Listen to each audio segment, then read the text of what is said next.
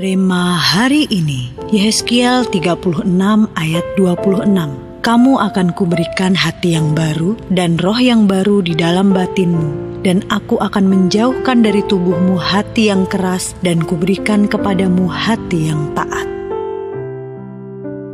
Setiap orang pasti pernah mengalami luka hati, baik karena perlakuan orang lain maupun situasi hidup yang menyakitkan. Luka-luka ini, jika tidak disembuhkan, bisa menjadi akar kepahitan yang merusak hubungan dan menciptakan atmosfer yang penuh ketegangan, bahkan di dalam rumah sendiri. Namun, Tuhan tidak menghendaki kita hidup dalam beban masa lalu. Dia menjanjikan hati yang baru, hati yang tidak lagi terikat oleh kebencian atau kepedihan, tetapi yang dipenuhi oleh kasih dan damai sejahteranya.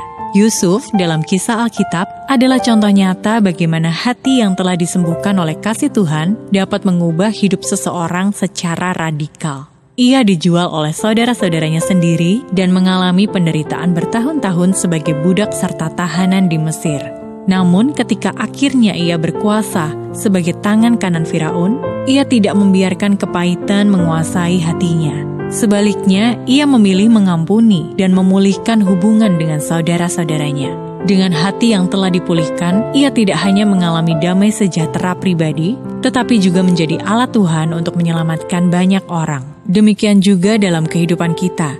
Luka hati yang belum dipulihkan seringkali mempengaruhi hubungan kita dengan orang-orang terdekat, bahkan dalam keluarga sendiri. Kadang kita tanpa sadar menularkan kepahitan kepada pasangan, anak-anak, atau orang-orang di sekitar kita. Namun saat kita datang kepada Tuhan dan membiarkan Dia menyembuhkan hati kita, sesuatu yang luar biasa terjadi. Hati yang baru tidak hanya memberi kita kelegaan, tetapi juga mengubah atmosfer rumah kita menjadi tempat yang penuh damai dan kasih. Karena itu, jangan terus menyimpan luka. Datanglah kepada Tuhan, serahkan semua beban dan kepahitan, lalu lepaskan pengampunan. Percayalah, saat hati kita sembuh, rumah kita pun akan dipenuhi dengan damai sejahtera. Apakah ada luka hati atau kepahitan yang masih Anda simpan hingga saat ini? Bagaimana hal itu mempengaruhi hubungan Anda dengan orang-orang di sekitar, terutama di dalam keluarga?